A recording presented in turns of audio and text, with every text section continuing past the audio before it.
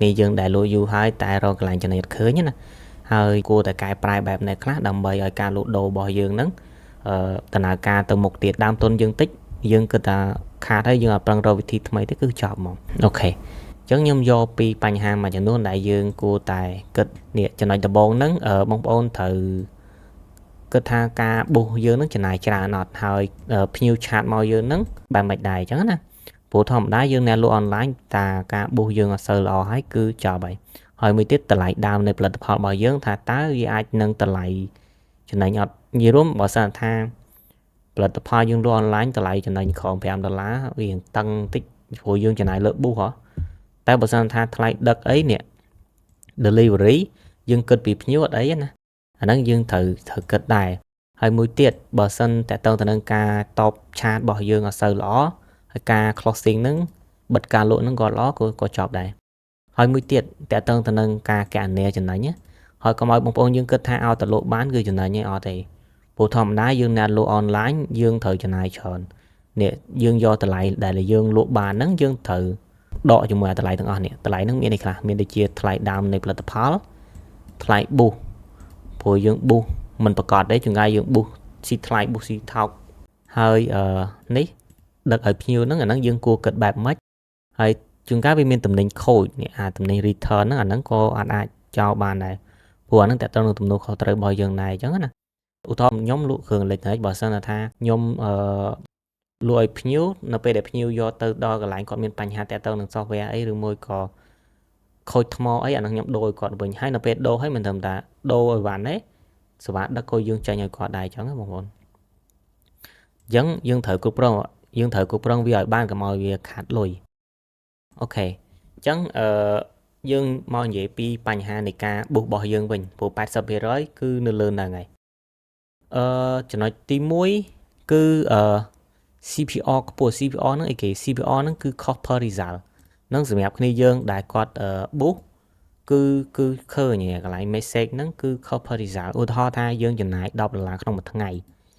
hơi dương từ tua ban tại pram nè tề đọc được lá hơi ban pram nè chẳng mẹ tha mà message dương CP được lá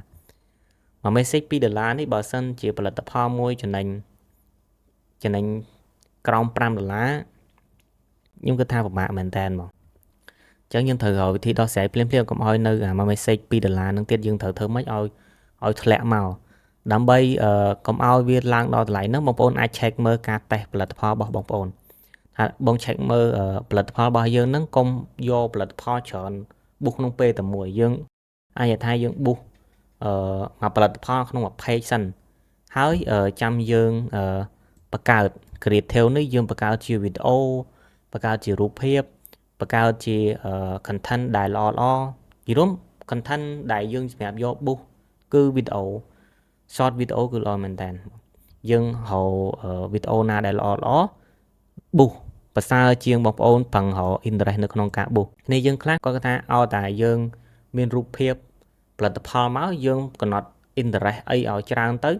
cứ Facebook luôn tôi trong tại chung của này cả bớt on chẳng này bong bong tự thơ content nó ở trang trên internet mê thái dương com detail từ lơ cả bu nâng p cho bong chẳng bong bóng tự đào từ lơ caផលិត video របស់បងប្អូនឲ្យល្អវិញឬមួយក៏រូបភាពអីចឹងណាគឺល្អជាងហើយនៅពេលដែលយើងផលិត content ច្រើនបងប្អូនអាចប្រើវិធីសាស្ត្រនៃការប៊ូសបំបែក ad នេះវិធីសាស្ត្រនៃការប៊ូសបំបែក ad ហ្នឹងខ្ញុំក៏បានធ្លាប់ធ្វើវីដេអូមួយដែរបងប្អូនអាចចូលទៅក្នុងវីដេអូរបស់ខ្ញុំបានខ្ញុំនឹងដាក់នៅលើអេក្រង់ហ្នឹងបងអាចចូលទៅមើលវីដេអូមួយហ្នឹងបានមានរបៀបនៃការប៊ូសឲ្យបងប្អូនអាចធ្វើតាមនឹងបានព្រោះ technique ហ្នឹងកាល2025ខ្ញុំធ្លាប់ធ្វើប្រាប់គេដែរប៉ុន្តែនៅឆ្នាំនេះក៏អាចទទួលបានផលច្រើនដែរអញ្ចឹងបងប្អូនអាចធ្វើតាមវិធីសាស្ត្រហ្នឹងបានហើយចំណុចទី2គឺចំណាយលើ ad ច្រើនជាងលក់បាននេះថាចំណាយលើ book ខ្ញុំដាក់ book ខ្ញុំគ្នាយើងស្រួលមើលយ៉ាចំណាយលើ book ច្រើនជាងលក់បានអានេះលើក្រាបនេះងាយបងប្អូនអានេះ ad ពណ៌ក្រហមនេះគឺចំណាយលើ book ហើយអា Q នេះគឺលក់បានមានថាយើង book វាកើនឡើង$10ហើយយើងលក់បានតែ$7ហ្នឹងរកកន្លែងចំណេញគឺអត់ឃើញហ្មងអញ្ចឹងយើងត្រូវ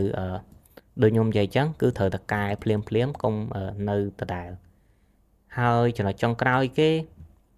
តើទៅទៅនឹងការតបឆាតហ្នឹងយឺតបើសិនជាយឺតក៏អត់ល្អដែរបងប្អូនត្រូវនៅពេលថាយើងពេលណាយើងប៊ូសយើងត្រូវទូរស័ព្ទនៅដៃឬមួយក៏កុំព្យូទ័រនៅដៃនៅមុខអញ្ចឹងណាព្រោះនៅពេលដែលយើងប៊ូសយើងតបភ្លាមភ្ញៀវគេនឹងមានអារម្មណ៍មួយសុវត្ថិចិត្តនៅពេលគេឆាតសួរទៅគេប្រាប់ទៅនៃព័ត៌មានភ្លាមព្រោះតែយើងខកខានគេអាចទៅ page ផ្សេងព្រោះផលិតផលឥឡូវនេះគឺច្រើន page ក៏ច្រើនដែរយើងអត់អាចបង្អក់ពេលដែលយើងត្រូវភ្ញៀវឆាតមកយើងត្រូវផ្ដល់ព័ត៌មានសួរនាំគេប្រាប់តម្លៃដល់គេភ្លាមលឿនកាន់លឿនល្អហើយនេះកុំប្រើវិធីសាស្ត្រនៃ copy paste ភ្ញៀវសួរមក copy ដែលយើងធ្លាប់ឆ្លើយ copy paste វាជួនកាលសំណួរភ្ញៀវសួរដែរប៉ុន្តែជួនកាលគោលបំណងគាត់ផ្សេងគ្នាអីចឹងណាអាហ្នឹងក៏យើងតាមជាក់ស្ដែងអញ្ចឹងបើសិនថាភ្ញៀវឆាតមកយើងឆ្លើយតាមជាក់ស្ដែងល្អជាងកុំប្រើវិធីសាស្ត្រ copy paste នឹងច្រើនពេកតែបើសិនថា copy paste ព័ត៌មានទៅច្រើនបើ share អក្សរច្រើនក៏ភ្ញៀវអត់អានដែរព្រោះយើងគាត់មើលតែរូបភាពអីតិចតួចវីដេអូតិចតួចអញ្ចឹងណាអញ្ចឹងប្រើវិធីសាស្ត្រងាយគាត់ឆាប់យល់ឆាប់បានអញ្ចឹងហើយចុងក្រោយគឺការ close sale សំខាន់ណាស់នេះបងប្អូនអាចប្រើវិធីសាស្ត្រនេះគឺការតបឆាតឲ្យបានមុន5នាទីអានឹងបើសិនយើងរវល់យ៉ាងណាក៏ដោយធ្វើម៉េចមុន5នាទីទៅកុំឲ្យលើស5នាទីគឺគេទៅ page ផ្សេងហើយសួរចំណុច pain point មានថាសួរនៅចំណុចដែលចាក់ដោតបេះដូងភ្ញៀវថាយើងលក់តែតងទៅនឹងថ្នាំអីចឹងទៅយើងសួរពីសុខភាពគាត់ធ្វើម៉េចដឹងពីសុខភាពរបស់គាត់ហើយយើងប្រាប់ពីអ្វីដែលគាត់ត្រូវព្យាបាលភ្លាមឬមួយក៏តាក់ទង skin care ដល់គាត់មានបញ្ហាផ្ទៃមុខមិនយើងប្រាប់គាត់ពីបញ្ហាហ្នឹងដោះស្រាយបែបម៉េចចឹងណាជាមួយនឹងផលិតផលដែលយើងកំពុងលក់ហើយ closing ហ្នឹងគឺភាពបន្ទាន់មានន័យថាដូចជាអ្នកខ្លះគាត់ជួយចិត្តប្រើវិធីសាស្ត្រ off stock អីចឹងទៅហើយ promotion នេះមានត្រឹមតែថាថ្ងៃ14កុម្ភៈអីចឹងទៅត្រឹមថ្ងៃទី14ហ្នឹងទេឬមួយត្រឹមថ្ងៃ15អីចឹងទេគឺផុតកំណត់ហើយអីចឹងអាហ្នឹងគឺវិធីសាស្ត្រ promotion បែបបញ្ញាប់ហើយចុងក្រោយបើសិនជានៅតែអត់ចំណេញទេយើងប្រើវិធីសាស្ត្រនៃការលក់របស់យើងមួយទៀតយើងដូរពីលក់រាយមកលក់ជាកញ្ចប់អត់ថអានេះយើងតម្លៃដែលយើងលក់$1.8ហើយយើងចំណាយលើbooth add COD នឹងថ្លៃដឹកហើយដឹកCOD នឹងថ្លៃដឹកវាអស់$6ទាំង booth ទាំងថ្លៃដឹកវាអស់$6អញ្ចឹងមានន័យថាយើងចំណេញ$2អូខេបើនៅពេលដែលយើងលក់ជាកញ្ចប់យើងលក់2 $15យើង